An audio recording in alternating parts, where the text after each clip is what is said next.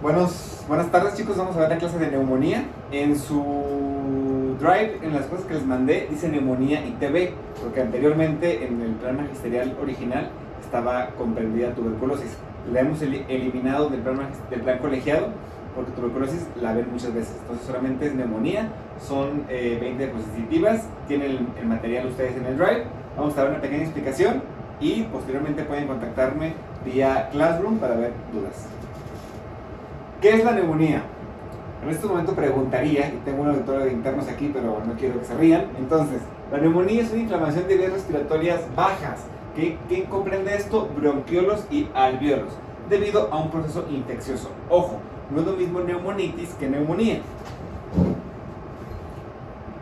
Neumonitis, el sufijo itis que nos habla, inflamación, ¿no? Entonces una neumonitis es una inflamación. Fallas técnicas, perdón. Una neumonitis es una inflamación del parénquima pulmonar, no siempre puede ser debido a infección. De hecho, la neumonitis generalmente es química o por irritación. La neumonía es cuando hay la inflamación por un componente infeccioso. Se pueden clasificar en varias formas. Las formas más tradicionales en la clínica que tenemos para clasificarlas son adquirir en la comunidad, que también le llamamos de forma coloquial NAC, neumonía adquirida en la comunidad. La neumonía nosocomial, que esta es la que se adquiere hospitalizado o secundario a estar hospitalizado. Y otra clasificación puede ser típica o atípica, además de que podemos hablar de aguda o crónica, ¿no? También cuando hay tiempo de evolución. Esto se refiere a la forma en la que se adquirió la neumonía. Esto se refiere al patrón inflamatorio que está teniendo esta neumonía. Hay patrones de neumonía que pueden ser lobar, que comprende un lóbulo pulmonar, pulmón derecho 3 lóbulos, pulmón izquierdo 2 lóbulos, ¿no? O podemos hablar de una bronconeumonía cuando tiene involucro del árbol bronquial, ¿no? Que quizás es una presentación bastante común. Adquirida en la comunidad versus nosocomial.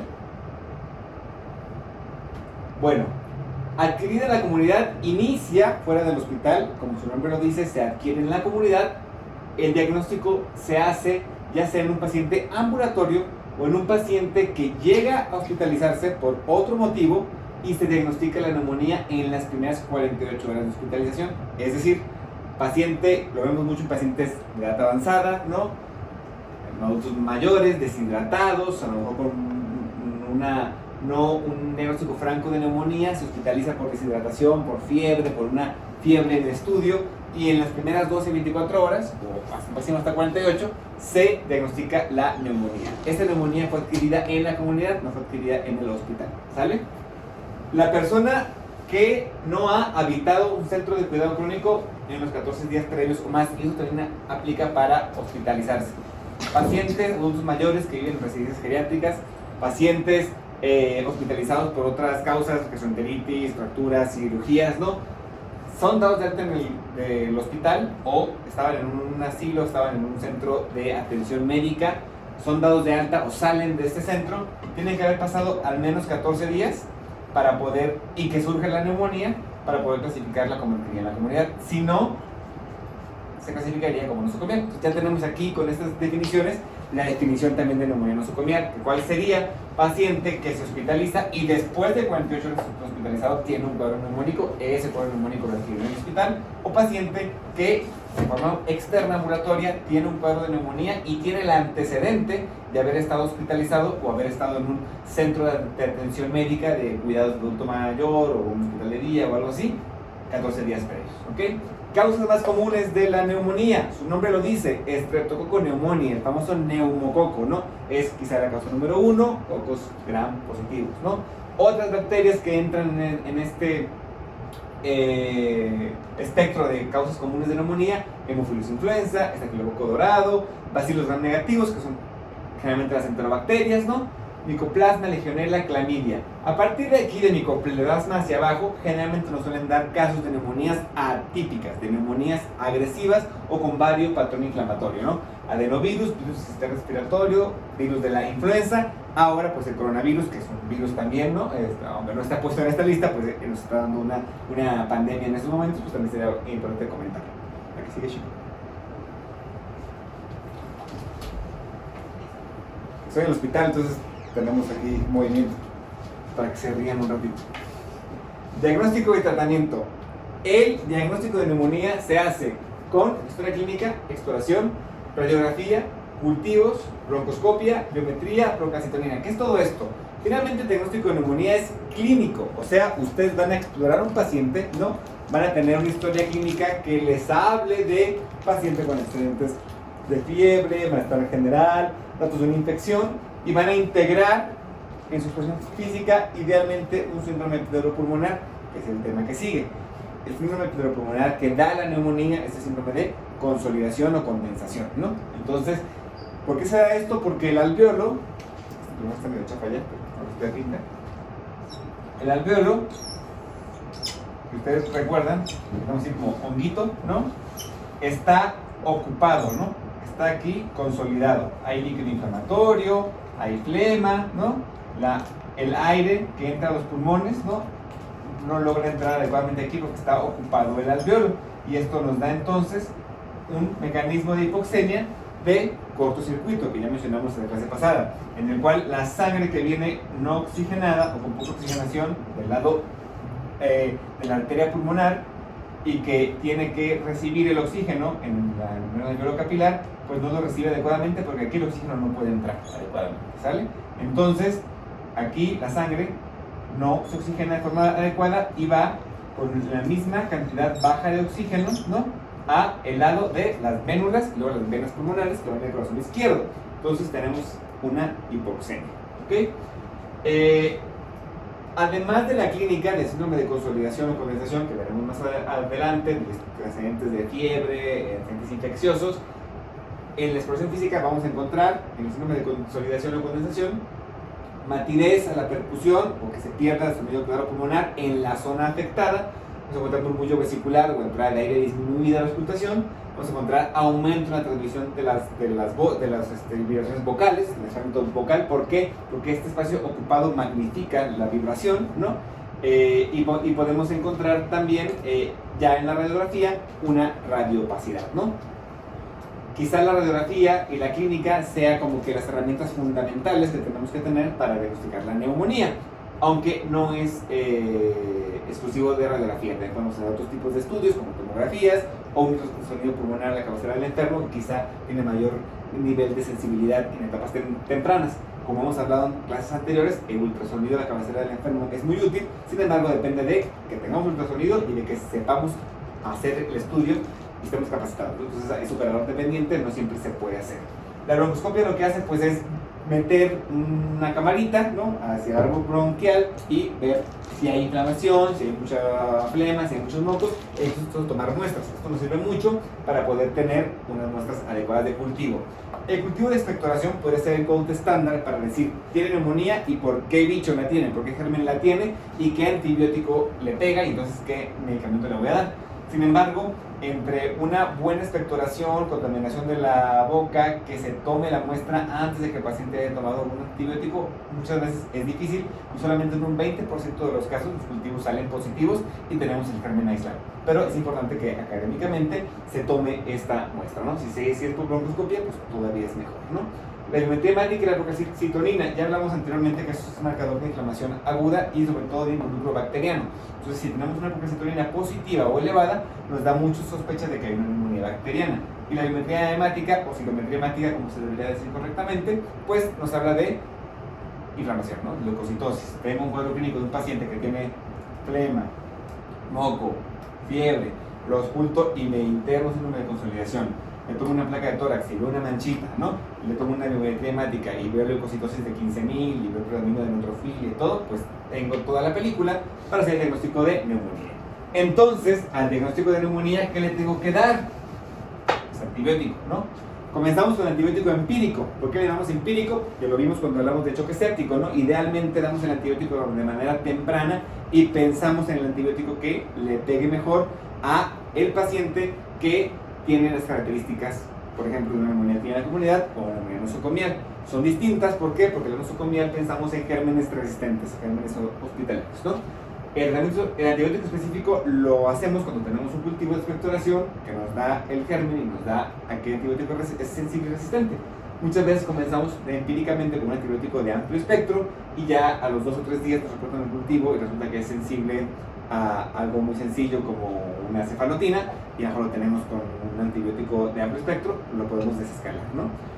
O al revés, ¿no? Sale que lo que le estamos dando no es sensible y podemos ya dar el tratamiento específico. Y la terapia de soporte se refiere a que el paciente, si tiene hipoxemia, pues requiera aporte de oxígeno, requiera terapia de percusión vibratoria en el tórax para poder expectorar, requiera líquidos intravenosos, ¿no? Para mantenerse hidratado, sobre todo si tiene fiebre o si tiene una mala ingesta vía oral, requiera de antipiréticos y o antiinflamatorios. No sé si se alcanza a ver en el video, espero que sí. Sí. Aquí los técnicos me dicen que sí, muy bien. Ya quedamos en clases previas que en la radiografía de tórax el aire se ve radiolúcido, se ve negro, ¿no? Entonces aquí un pulmón bien aireado, un trama vascular, aquí un pulmón con una radioopacidad, ¿no? Hablamos de una neumonía lobar derecha, casi de todo los 2 lóbulos superiores, ¿no? O un segmento bastante amplio. Idealmente en una imagen así deberíamos tener una tomografía complementaria que nos delimite bien el área de la neumonía. Nosocomial no estaba presente al internarse y se diagnostica después de 48 horas de hospitalización, como ya mencionamos anteriormente. Esta tiene mayor grado de mortalidad, ¿por qué? Porque suele afectar a pacientes inmunocomprometidos, desnutridos, con patologías previas o por gérmenes resistentes, ¿no? Entonces suele ser más agresiva. Factores de riesgo para tener una neumonía nosocomial: que ha estado intubado el paciente. Ya hablamos anteriormente que poner un tubo en la vía aérea, si bien es una maniobra que de momento, ¿no?, este soporte puede salvar la vida de un enfermo, no es un tratamiento como tal, es una terapia de soporte y además pues estoy metiendo un cuerpo extraño a la vía aérea del paciente. Por más medidas de higiene y que sea en un medio estéril, pues corro el riesgo de introducir gérmenes y además de que le bloqueo al paciente la vía natural de protección de la vía aérea, que es el movimiento ciliar y el aclaramiento de las secreciones. Sustituyo eso por yo estarlo aspirando, igual meter una sondita por el tubo, que es igualmente un cuerpo extraño. Entonces, el paciente intubado es como un riesgo muy potencial a que tenga infecciones, ¿no? Se le conoce como neumonía asociada a la ventilación mecánica. Hay muchos protocolos que actualmente manejamos para evitarla, ¿no? Pero a veces se puede dar, ¿no? Entonces, que el paciente esté intubado es un factor de riesgo para que tenga neumonía nosocomial. Que tenga enfermedad pulmonar crónica, que el paciente tenga EPOC, asma o algo así, pues está en constante inflamación sus bronquios o sus células alveolares y entonces presente mayor riesgo de estar con infecciones, que estén muy comprometidos, pacientes con cáncer, pacientes con posterior quimioterapia, pacientes desnutridos, diabéticos, ¿no? O que tengan una traqueostomía, pues que estén en un mecanismo de la intubación, ¿no? En estos pacientes con neumonía nosocomial, los agentes causales cambian, ¿no? Por Pseudomonas aeruginosa, que es un germen muy agresivo, muy hospitalario, ¿no? Y aparte hay como que cepas de Pseudomonas, una Pseudomonas del Hospital Español, donde estamos actualmente, que la Pseudomonas de la Cruz Roja o de un hospital del IMSS, ¿no? Entonces es importante, aquí los departamentos de infectología de cada hospital conocen la flora que hay en sus hospitales y a qué antibióticos son sensibles y a cuáles son resistentes, ¿no? Estafilococo dorado, enterobacterias, estos, que finalmente son todas estas enterobacterias, muy probablemente por un mal manejo en nosotros como personal de salud o familiares que entran a estar en contacto con los pacientes en el lavado de manos, ¿no? Por eso es tan importante el lavado de manos. La neumonía en los inmunocomprometidos generalmente se va a dar por defectos de inmunidad humoral, es más por bacterias, defectos en la inmunidad celular, más por virus, por hongos, por usuarios únicobacterias, y en neutropénicos, estafilococo dorado, aspergilosis, bacilos gram negativos con enterobacterias, comúnmente tenemos E. coli, Klebsiella y o Cándida, ¿no? Estos de neutropenia se llaman en pacientes post-quimioterapia y estos en pacientes con alguna alteración de la inmunidad, ya sea innata, ¿no?, o adquirida, como en el caso del VIH. Neumonía típica. Aquí hablamos ya de adquirir la comunidad versus nosocomial, ¿no?, que era, como les comentaba, la clasificación de cómo se adquiere la neumonía. Ahora hablemos de los patrones, ¿no? Típica. Vías respiratorias inferiores son normalmente estériles, asépticas. Entonces de repente entra en contacto un germen ahí. ¿Y por qué puede causar? Pérdida de reflejo de la tos, daño epitelio ciliado, terapia con antibióticos crónicas, ¿no? Pacientes que están en antibiótico terapia frecuentemente por alguna cuestión intestinal o lo que sea. Por eso es que a veces somos muy cautos en tratar el antibiótico, ¿no? Afortunadamente ya desde hace unos años en México se limitó el antibiótico a una receta médica. Sin embargo, esto no ha sido un filtro para que la gente no lo siga comprando, porque muchas veces van a la farmacia y el médico pasante que está ahí, espero que no sea de la náhuatl, de repente rápidamente suelta la receta, ¿no? Porque pues el paciente lo demanda, ¿no? Diabetes, tabaquismo, bronquitis crónica, infecciones virales, ¿no? Finalmente, por ejemplo, esto estamos viendo actualmente en la pandemia de COVID, ¿no? O sea, la gente que está falleciendo en muchos países, aquí ya un primer fallecido, no es tanto por el virus, es porque se genera una respuesta inflamatoria muy grande, eso daña el tejido pulmonar, genera un simple respiratorio y muchas veces se sobreinfectan con una bacteria que suele ser muy agresiva. Eso me pasa con la gente con influenza, ¿no? Entonces, pérdida de reflejo de la tos o daño epitelio ciliado o falta de la movilidad de los cilios tiene que ver mucho con los cambios en la temperatura, de ahí que en épocas frías, ¿no? Haya más cuadros respiratorios por la inmovilidad de los cilios y que entonces podamos tener menos reflejo de defensa. Los mecanismos de defensa, como decíamos, reflejo de la tos, protege con respiración, el epitelio mucociliar, ¿no? Que reviste de secreciones para movilizar microorganismos que pueden entrar en el tracto respiratorio, mecanismo fagocítico, ¿no? Que fagocitan las bacterias, y defensas como IgG e IgA que se encuentran en las secreciones, ¿no? Hay factores que nos pueden intervenir con esos factores de defensa, como el reflejo de la tos, puede ser por un daño cerebral, ¿no? Por un ictus cerebral, por efectos de sedación o anestesia, que estemos fumando y eso nos genera una inflamación constante de la vía aérea, ¿no? Y generamos gases irritantes, ¿no? O también efectos adquiridos congénitos de la inmunidad, ¿no? Hablaremos del neumococo como la bacteria clásica y típica, ¿no? Por eso se llama Streptococcus pneumoniae, por eso neumococo de la neumonía, ¿no? Es un diplococo gram positivo, puede ser pregunta del examen esto, ojo, ¿no? El neumococo es un diplococo gram positivo, tiene una cápsula de un polisacárido, lo cual lo hace muy virulento. Recuerden que la virulencia tiene que ver con que se contagie rápidamente, ¿no? Es una bacteria, pero tiene virulencia, se puede contagiar rápidamente. De ahí la palabra de moda, ¿no? Los retos de ser viral, ¿no? Que se contagie, que se propague rápidamente, ¿no? Y es muy antigénico, produce una respuesta inflamatoria importante, ¿no? Hay veces que si tenemos ausencia de anticuerpos por un daño en el sistema reticuloendotelial, no tenemos ese reflejo para defendernos del neumococo. Esto se ve en pacientes estenectomizados, en pacientes que no tienen vaso por un accidente, por algún tratamiento de un padecimiento hematológico y les quitan el vaso, pierden este reflejo de protección contra el neumococo, contra bacterias capsuladas, que no producen esos anticuerpos, ¿no? Entonces es importante que si sabemos que el paciente está estenectomizado y de repente llega con un cuadro de neumonía, pues pensamos en el neumococo, ¿no?